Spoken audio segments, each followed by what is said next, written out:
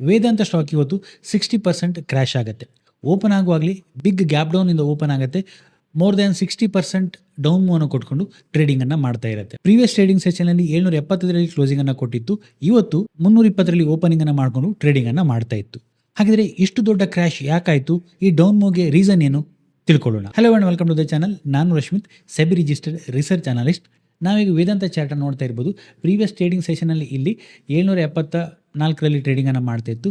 But ಇವತ್ತು open ಆಗುವಾಗಲೇ big gap down open ಆಗುತ್ತೆ. ಗ್ಯಾಪ್ ಡೌನ್ ಓಪನ್ ಆಗಿ ಒಂದು 60% ಗ್ಯಾಪ್ ಡೌನ್ ಓಪನ್ ಆಗುತ್ತೆ. ಅರೌಂಡ್ 320ರಲ್ಲಿ ಓಪನ್ ಆಗುತ್ತೆ. ಅದಾದ ನಂತರ ಕೂಡ 272ರಲ್ಲಿ ನಾನೀಗ ವಿಡಿಯೋ ಮಾಡ್ತಾ ಇರುವಂಥ ಸಂದರ್ಭದಲ್ಲಿ ಟ್ರೇಡ್ ಆಗ್ತಾ ಇದೆ. ನಿಮ್ಮ ಹತ್ರ ವೇದಾಂತ ಸ್ಟಾಕ್ ಇತ್ತು ಅಂತ ಹೇಳಿದ್ರೆ ನೀವೇನು ಭಯಪಡಬೇಕಾಗಿಲ್ಲ. ಇದೇನು ಕ್ರ್ಯಾಶ್ ಅಲ್ಲ, ಇದು ಡಿಮರ್ಜರ್ನ ರೀಸನಿಂದಾಗಿ ಆದಂಥ ಪ್ರೈಸ್ ಅಡ್ಜಸ್ಟ್ಮೆಂಟ್ ಅಥವಾ ಒಂದು ಟೆಕ್ನಿಕಲ್ ಪ್ರೈಸ್ ಅಡ್ಜಸ್ಟ್ಮೆಂಟ್ ಅಂತ ಕರಿಬೋದು. ಸೊ ಇದು ಸ್ಟಾಕ್ ಪ್ರೈಸಲ್ಲಿ ಆದಂಥ ಕ್ರ್ಯಾಶ್ ಅಲ್ಲ. ಸೊ ವೇದಾಂತ ಸ್ಟಾಕ್ ಒಂದು ಡಿಮರ್ಜರನ್ನು ಅನೌನ್ಸ್ ಮಾಡುತ್ತೆ. ಆ ರೀಸನಿಂದ ಸ್ಟಾಕ್ನ ಪ್ರೈಸಲ್ಲಿ ಈ ಅಡ್ಜಸ್ಟ್ಮೆಂಟ್ ಆಗಿರುವಂಥದ್ದು. ನಿಮ್ಮ ಹತ್ರ ವೇದಾಂತ ಸ್ಟಾಕ್ ಇತ್ತು ಅಂತ ಹೇಳಿದ್ರೆ ನೀವು ಭಯಪಡಬೇಕಾಗಿಲ್ಲ. ಹಾಗಿದ್ರೆ ಡಿಮರ್ಜರ್ ಅಂದರೆ ಏನು, ಇದರ ಕಂಪ್ಲೀಟ್ ಡೀಟೇಲ್ ಏನು ಅನ್ನೋದರ ಬಗ್ಗೆ ತಿಳ್ಕೊಳ್ಳೋಣ. ವೇದಾಂತ ಲಿಮಿಟೆಡ್ ಏನಿದೆ, ಇದೊಂದು ನ್ಯಾಚುರಲ್ ರಿಸೋರ್ಸನ್ನು ಎಕ್ಸ್ಟ್ರಾಕ್ಟ್ ಮಾಡಿ ಅದನ್ನು ಪ್ರೋಸೆಸ್ ಮಾಡುವಂಥ ಬಿಸ್ನೆಸ್ಸಲ್ಲಿ ಇರುವಂಥದ್ದು. The group engages in exploration, production and sale of zinc, lead, silver, copper, aluminium, iron ore and oil and gas.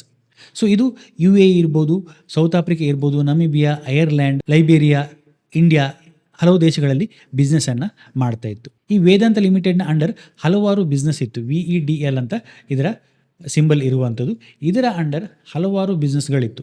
So ಈಗ ಕಂಪ್ನಿ ಏನು ಡಿಸೈಡ್ ಮಾಡಿದೆ, ಈ ಎಲ್ಲ ಬಿಸ್ನೆಸ್ಗಳನ್ನು ಡಿಮರ್ಜರ್ ಮಾಡಿ ಎಲ್ಲವನ್ನು ಒಂದು ಸಪರೇಟ್ ಲಿಸ್ಟೆಡ್ ಎಂಟಿಟಿಯಾಗಿ ಮಾಡಲಿಕ್ಕೆ ಹೊರಟಿದೆ. ಅಂದರೆ ಕರೆಂಟ್ಲಿ ಏನು ವೇದಾಂತ ಅಂತಿತ್ತು, ಅದರಲ್ಲಿ ಅಂಡರ್ ಎಲ್ಲ ಬಿಸ್ನೆಸ್ಗಳು ಬರ್ತಾ ಇತ್ತು. ಇದು ಒಂದು ಲಿಸ್ಟೆಡ್ ಎಂಟಿಟಿ ಆಗಿತ್ತು. ಇನ್ನು ಮುಂದೆ ಅದು ಏನು ಮಾಡುತ್ತೆ, ಈ ಎಲ್ಲ ಬಿಸ್ನೆಸ್ಗಳನ್ನು ಸಪ್ರೇಟ್ ಎಂಟಿಟಿಯಾಗಿ ಲಿಸ್ಟ್ ಮಾಡುತ್ತೆ.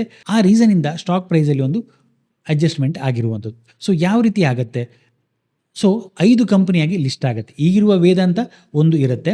ಅದಾದ ನಂತರ Vedanta aluminium, Vedanta oil and gas, Vedanta power, Vedanta steel and ferrous materials, ಹಾಗೆ ವೇದಾಂತ ಲಿಮಿಟೆಡ್. ಟೋಟಲಿ 5 ಕಂಪ್ನಿ ಆಗುತ್ತೆ. ಕರೆಂಟ್ಲಿ ವೇದಾಂತ ಲಿಮಿಟೆಡ್ ಏನು ಅಂತ ಒಂದು ಕಂಪ್ನಿ ಇತ್ತು. ಇನ್ನು ನೆಕ್ಸ್ಟ್ 4 ಲಿಸ್ಟೆಡ್ ಕಂಪ್ನಿ ಆಗುತ್ತೆ. ಯಾವುದೊಂದು ಕಂಪ್ನಿ ಬೇರೆ ಬೇರೆ ಸೆಗ್ಮೆಂಟಲ್ಲಿ ಡೀಲಿಂಗನ್ನು ಮಾಡ್ತಾ ಇರುತ್ತೆ ಅಂತ ಇಟ್ಕೊಳ್ಳಿ. ಫಾರ್ ಸಮ್ ರೀಸನ್ ಅದು ಬೇರೆ ಬೇರೆ ಬಿಸ್ನೆಸ್ಸನ್ನು ಸಪ್ರೇಟ್ ಕಂಪ್ನಿಯಾಗಿ ಲಿಸ್ಟ್ ಮಾಡಲಿಕ್ಕೆ ಹೊರಟಾಗ ಈ ರೀತಿ ಡಿಮರ್ಜರ್ ಪ್ರೋಸೆಸನ್ನು ಮಾಡಬೇಕಾಗತ್ತೆ. ಇನ್ನು ಮುಂದೆ ಈ ಎಲ್ಲ ಕಂಪ್ನಿಗಳು ಸಪ್ರೇಟಾಗಿ ಲಿಸ್ಟ್ ಆಗುತ್ತೆ. ಸೊ ಈ 5 ಬಿಸ್ನೆಸ್ಸನ್ನು ಸಪ್ರೇಟಾಗಿ ಲಿಸ್ಟ್ ಮಾಡಿ 5 ಕಂಪ್ನಿಗಳನ್ನು ಲಿಸ್ಟ್ ಮಾಡುತ್ತೆ. ಸೊ ನಿಮ್ಮ ಹತ್ರ ಕರೆಂಟ್ಲಿ ಒಂದು ವೇದಾಂತದ ಶೇರ್ ಇತ್ತು ಅಂತ ಹೇಳಿದರೆ ನೆಕ್ಸ್ಟ್ ಈ 4 ಕಂಪ್ನಿಗಳ ಶೇರ್ ನಿಮಗೆ ಸಿಗುತ್ತೆ. ಸೊ ಆ ರೀಸನಿಂದನೇ ಪ್ರೈಸಲ್ಲಿ ಕಡಿಮೆ ಆಗಿರುವಂಥದ್ದು. ಇವತ್ತು ನೀವು ಒಂದು ವೇದಾಂತ ಕಂಪ್ನಿ ಶೇರನ್ನು ಹೊಂದಿದರೆ ನಿಮಗೆ ಈ ಎಲ್ಲ ಕಂಪ್ನಿಗಳ ಒಂದೊಂದು ಶೇರ್ ಮುಂದೆ ಸಿಗುತ್ತೆ. ಸೊ 1:1 ರೇಷಿಯೋದಲ್ಲಿ ನಿಮಗೆ ಡಿಮರ್ಜರ್ ಆದ ಎಂಟಿಟಿಯ ಶೇರ್ಗಳು ಸಿಗುತ್ತೆ. ಈಗ ನಿಮ್ಗೆ ಅರ್ಥ ಆಯಿತು ಡಿಮರ್ಜರ್ ಅಂದರೆ ಏನು ಅಂತ. ಹಾಗಾದರೆ ನಿಮ್ಮ ಹತ್ರ ಈಗ ವೇದಾಂತ ಶೇರ್ ಇದೆ, ಬಟ್ ಅದರ ಶೇರ್ ಪ್ರೈಸ್ ಕಡಿಮೆ ಆಗಿದೆ. ಈ ಲಿಸ್ಟ್ ಆದ ಕಂಪ್ನಿಗಳ ಶೇರ್ ಪ್ರೈಸ್ ಯಾವಾಗ ನಿಮ್ಮ ಡಿಮ್ಯಾಟ್ ಅಕೌಂಟ್ಗೆ ಬರುತ್ತೆ ಅಂತ ನೋಡೋದ್ರೆ, ಸೊ ಕಂಪನಿ ಹೇಳಿರುವ ಪ್ರಕಾರ ನೆಕ್ಸ್ಟ್ ವೀಕಲ್ಲಿ ಇದು ಈ ಲಿಸ್ಟಿಂಗ್ ಪ್ರೋಸೆಸನ್ನು ಸ್ಟಾರ್ಟ್ ಮಾಡುತ್ತೆ. ಸೊ ಎಕ್ಸ್ಚೇಂಜ್ಗೆ ಏನೆಲ್ಲ ಪ್ರೊಸೀಜರ್ ಇರುತ್ತೆ ಅದರ ಪ್ರೊಸೀಜರನ್ನು ನೆಕ್ಸ್ಟ್ ವೀಕಲ್ಲಿ ಸ್ಟಾರ್ಟ್ ಮಾಡುತ್ತೆ. ಬಟ್ ಈ ಕಂಪ್ನಿಗಳಲ್ಲಿ ಟ್ರೇಡ್ ಮಾಡೋದು ಅಥವಾ ನಿಮ್ಮ ಡಿಮ್ಯಾಟ್ ಅಕೌಂಟ್ಗೆ ಈ ಕಂಪ್ನಿಗಳು ಮಿಡ್ ಜೂನಲ್ಲಿ ಕ್ರೆಡಿಟ್ ಆಗ್ಬೋದು. ಅದಾದ ನಂತರ ಈ ಕಂಪ್ನಿಗಳ ಶೇರಲ್ಲಿ ನೀವು ಟ್ರೇಡ್ ಮಾಡ್ಬೋದು ಅಥವಾ ಆ ಕಂಪ್ನಿಗಳ ಶೇರನ್ನು ನೀವು ಬೇಕಿದ್ರೆ ಎಕ್ಸಿಟ್ ಮಾಡ್ಬೋದು. ಕರೆಂಟ್ಲಿ ನಿಮ್ಮ ಹತ್ರ ವೇದಾಂತ ಲಿಮಿಟೆಡ್ನ ಶೇರ್ ಮಾತ್ರ ಇರುತ್ತೆ ನಿಮ್ಮ ಡಿಮ್ಯಾಟ್ ಅಕೌಂಟಲ್ಲಿ. ಮಿಡ್ ಜೂನಲ್ಲಿ ಈ ಉಳಿದ 4 ಕಂಪ್ನಿಗಳ ಶೇರ್ಗಳು ನಿಮ್ಮ ಡಿಮ್ಯಾಟ್ ಅಕೌಂಟ್ಗೆ ಕ್ರೆಡಿಟ್ ಆಗುತ್ತೆ. ಸೊ ಅಲ್ಲಿವರೆಗೂ ನಿಮಗೆ ಆ ಉಳಿದ 4 ಕಂಪ್ನಿ ಶೇರ್ಗಳನ್ನು ಏನು ಮಾಡಲಿಕ್ಕೆ ಆಗೋದಿಲ್ಲ. ಲಿಸ್ಟ್ ಆದ ನಂತರ, ಎಕ್ಸ್ಚೇಂಜಲ್ಲಿ ಲಿಸ್ಟ್ ಆದ ನಂತರವೇ ಅದನ್ನು ನೀವು ಸೇಲ್ ಮಾಡುವಂಥದ್ದು ಅಥವಾ ಅದರ ಮೇಲೆ ಏನಾದರೂ ಇನ್ವೆಸ್ಟ್ಮೆಂಟ್ ಅಥವಾ ಟ್ರೇಡಿಂಗನ್ನು ಮಾಡಲಿಕ್ಕೆ ಸಾಧ್ಯ ಆಗುವಂಥದ್ದು. ಸೊ ಹಾಗಾದರೆ ಯಾಕೆ ಈ ಡಿಮರ್ಜರ್ ಪ್ರೋಸೆಸನ್ನು ಮಾಡ್ತಾರೆ ಅಂತ ನೋಡಿದ್ರೆ, ಮೇ ಬಿ ಕೆಲವೊಂದು ಬಿಸ್ನೆಸ್ಸಲ್ಲಿ ಒಂದಷ್ಟು ವ್ಯಾಲ್ಯೂ ಜಾಸ್ತಿ ಇರ್ಬೋದು, ಕೆಲವು ಬಿಸ್ನೆಸ್ಸಲ್ಲಿ ವ್ಯಾಲ್ಯೂ ಕಡಿಮೆ ಇರ್ಬೋದು. ಸೊ ಒಂದು ಕಂಪ್ನಿ 4-5 ಬಿಸ್ನೆಸ್ಸನ್ನು ಮಾಡ್ತಾ ಇರುವಾಗ ಎಲ್ಲ ಬಿಸ್ನೆಸ್ಗಳು ಸೇಮ್ ರೀತಿಯ ವ್ಯಾಲ್ಯೂವನ್ನು ಕೊಡಬೇಕು ಅಂತಿಲ್ಲ.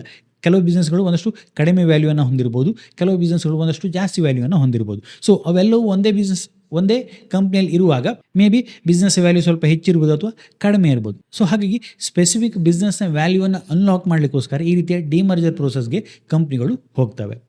ಸೊ ಹಾಗಾಗಿ ಈಗ ವೇದಾಂತ ಇನ್ನು ಮುಂದೆ 5 ಕಂಪ್ನಿಗಳಾಗುತ್ತೆ. ಕರೆಂಟ್ಲಿ ಒಂದು ಕಂಪ್ನಿ ಇದೆ, ಇನ್ನು ಮುಂದೆ 5 ಕಂಪ್ನಿಯಾಗಿ ಲಿಸ್ಟ್ ಆಗುತ್ತೆ.